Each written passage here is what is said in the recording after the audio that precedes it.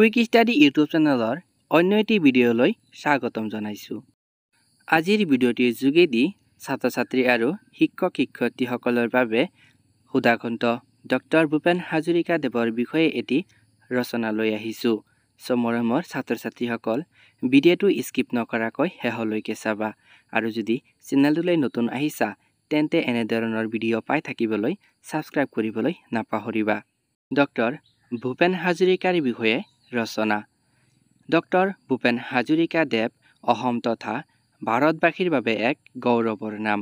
তেওঁ এজন গায়ক, সংগীতকাৰ, কবি, চলচ্চিত্ৰ নিৰ্মাতা, সমাজ সংস্কাৰক তথা জনসাধাৰণৰ হিয়াত স্থান লোৱা এজন মহাপুৰুষ।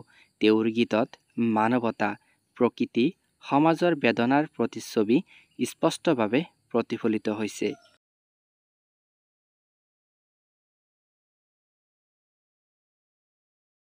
ডক্টৰ ভূপেন হাজৰিকা দেৱৰ জন্ম 1926 চনৰ 8 ছেপ্টেম্বৰত অসমৰ শদিয়াত হৈছিল। তেওঁৰ পিতৃ নীলকান্ত হাজৰিকা আৰু মাতৃ শান্তিপ্ৰভা হাজৰিকা।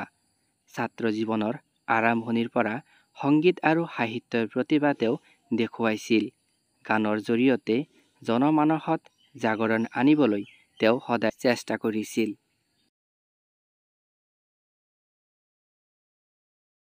তেওঁৰ গীতত প্ৰেম, সমাজ সেৱা, দুখ দুৰ্দশা, দৰিদ্ৰতা, মানুহৰ মৰম সহানুভূতিৰ গভীৰ পৰিচয় পোৱা যায়।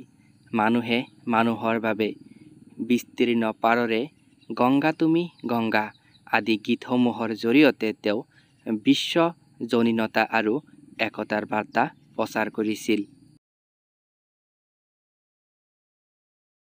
ভূপেন হাজৰিকা দেৱ ফিল্ম ইণ্ডাষ্ট্ৰীতো অসামান্য অৱদান আগবঢ়াইছিল।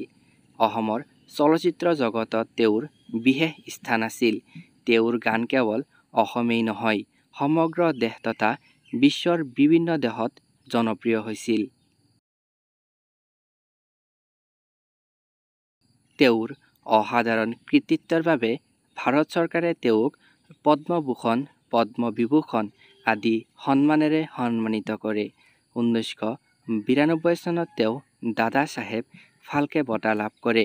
মৃত্যুৰ পিছত 2019 চনত ভাৰতৰ সৰ্বোচ্চ নাগৰিক বঁটা ভাৰত ৰত্ন প্ৰদান কৰা হয়।